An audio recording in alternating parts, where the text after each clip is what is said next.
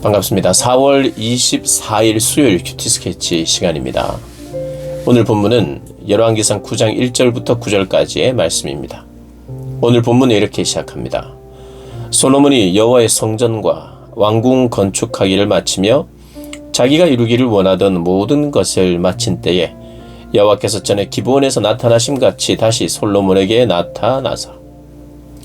오늘 본문은 금방 읽었던 것처럼 성전과 왕궁 건축하기를 마쳤을 때, 즉 자기가 이루기를 원했던 것이 다 이루어졌을 때에 하나님께서 또 솔로몬에게 나타나십니다. 그리고 말씀하십니다. 내가 너의 기도를 들었다. 이렇게 말씀하시죠. 여호와께서 그에게 이르시되 네 기도와 네가 내 앞에서 간구한 바를 내가 들었은즉 너의 기도, 너의 간구를 내가 들었다. 구체적으로 7가지. 또 그들이 돌이킨다면 항상 용서해달라고, 구원해달라고 했던 그 기도 내가 들었다. 그리고 내가 그렇게 되도록 하겠다는 말씀을 이렇게 하는 겁니다. 그 간구하는 바를 내가 들었은즉 나는 네가 건축한 이 성전을 거룩하게 구별하여 내 이름을 영원히 그곳에 두며 내 눈길과 내 마음이 항상 거기에 있으리. 하나님 거기에만, 성전에만 갇혀 계신 분이 아니니까요. 그러나 그럼에도 불구하고 성전을 향하여 기도하고 성전에서 기도하고 그래서 성전에 오는 사람들을 내가 만나주겠다는 것이죠. 내가 교제하겠다는 것입니다. 성전을 통해서 항상 내 마음이 여기 있을 것이다. 그래서 너희들이 기도하라, 너희들이 돌이키라, 언제든지 내가 받아주겠다 말씀하시는 겁니다. 그러면서 이런 이 말씀을 하나님께서 하십니다. 4절에 네가 만일 네 아버지 다윗이 행함같이 마음을 온전히 하고 바르게 하여 내 앞에서 행하며 내가 너에게 명령한 대로 온갖 일에 순종하여 내 법도와 율례를 지키면 내가 네 아버지 다윗에게 말하기를 이스라엘의 왕 위에 오를 사람이 너에게서 끊어지지 아니하리라 한 대로 너 이스라엘의 왕 위를 영원히 견고하게 하려니와. 순종을 요구하십니다. 하나님과 교제하는 거죠. 우리가 일방적으로 기도만 하고 그 기도에 응답만 해주시는 하나님이 아니라 내 백성이요 내 자녀들에게 말씀하시고, 사실은 먼저지요. 말씀하시고 그 말씀을 드러내고 순종하는 백성으로 살아야 한다. 그것이 정상적인 관계다. 그것이 너의 자리고 나의 자리다. 나의 자리는 말씀하시는 분이고 말씀으로 온 천하 만물을 다스리며 내 사랑하는 내가 창조한 흙으로 만들어서 그 코에 생기를 불어넣음으로 말미암아 하나님의 형상을 소유한 존재로 만든 내 백성, 내 형상에 있는 너희는 내가 너에게 명한 율례, 법도 지켜야 한다. 그 지키는 것이 복이다 말씀하시는 거죠. 누구처럼요? 네 아버지 다윗처럼. 하나님은 다윗에 대해서 마음이 흡족해 했습니다. 다윗이 부족함이 있었음에도 불구하고, 죄악이 있었음에도 불구하고 그것을 돌이켰던 자죠. 돌이켰던 자고 철저히 돌이켰던 자죠. 하나님 참 기뻐했습니다. 솔로몬에게도 그걸 요구하고 그 이후의 왕들에게도 계속 요구하는 것이 바로 이것입니다. 창조주 하나님께 순종하라. 그러면 영원히 견고하게 하겠다. 그러면서 하나 더 이야기합니다.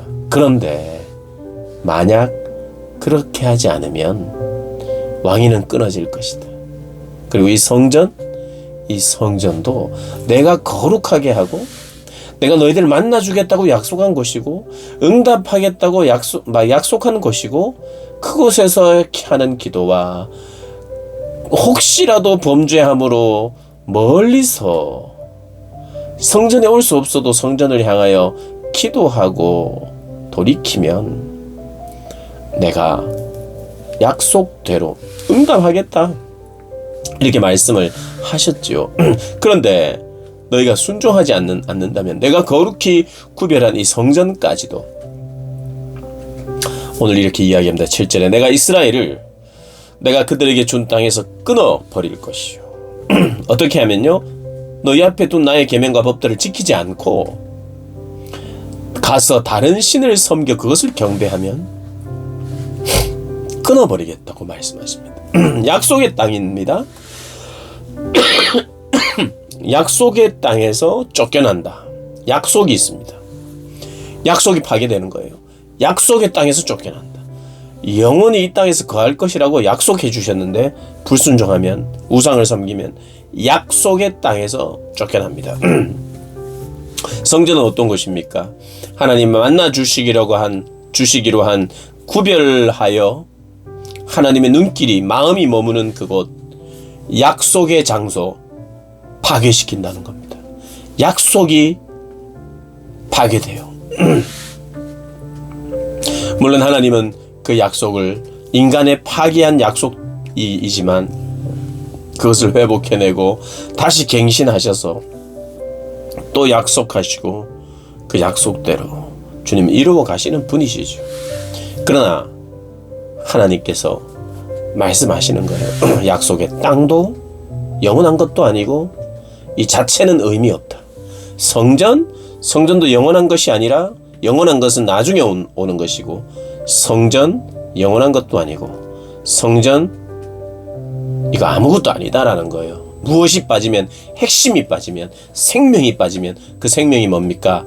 백성들의 순종, 하나님의 사랑의 백성들의 사랑의 반응, 그것이 빠지면 땅도 의미가 없고 성전도 의미가 없다고 말하는 것입니다. 그러면서 이런 이야기를 합니다. 이 성전이 높을지라도 지나가는 자마다 놀라며, 그 높은 성전이었는데 그 성전이 파괴되는 것을 보고 놀라고, 또 비웃고 말하는데 여호와께서 무슨 까닭으로 이 땅과 이 성전에 이같이 행하셨는가 하면 대답하기를, 그들의 조상들을 애굽 땅에서 인도하여 내신 그들의 하나님 여호와를 버리고 다른 신을 따라가서 그를 경배하여 섬김으로 여호와께서 이 모든 재앙을 그들에게 내리심이라 하리라 하였더라. 지금 여러분 이런 이야기를 들어봤을 겁니다. 세상이 오히려 교회를 걱정한다. 교회의 안타까운 모습들을 볼 때, 물론 소수의 교회이기도 하지만 그런 교회들이, 안타까운 모습들이 뉴스에 이렇게 나올 때 오히려 세상이 교회를 걱정하는 시대가 아닌가라고 걱정하는 분들도 있죠. 지금 오늘 본문이 그 이야기하고 비슷합니다. 이스라엘 백성들이 하나님에 대해서, 이스라엘 백성들에 대해서 걱정해 주는 듯합니다. 저들이 어떻게 저렇게 되었는가? 하나님을 제대로 섬기지 않아서 그렇구나. 하나님을 제대로 섬길 때 그들은 광야에서도 살아남았는데, 애굽에서도 해방시켰는데, 하나님의 능력이 그들에게 나타났는데, 그 하나님을 버리고 우상을 섬기고 다른 신들에게 가니까 저렇게 되었도다. 이렇게 조롱하고 웃는 것입니다. 물론 하나님은 이런 조롱도 받으시기까지, 그러나 백성들이 이런 조롱을 받는 가운데서도 돌이켜야 하기 때문에 하나님은 성전을, 약속의 땅을 이 이스라엘 백성들이 머물지 못하도록 하신 거죠. 왜요? 그 약속이 외형적인 것으로 그들의 신앙을 유지할 줄 아는 어리석은 삶이 빠진, 순종이 빠진 그런 종교적 행위로 하나님을 섬긴다라고 생각했기 때문이죠. 그래서 그 모든 것이 다 빼앗겼습니다. 약속이 붙어있는 것을 다 빼앗겼죠. 사랑하는 여러분, 우리도 얼마든지 그럴 수 있습니다.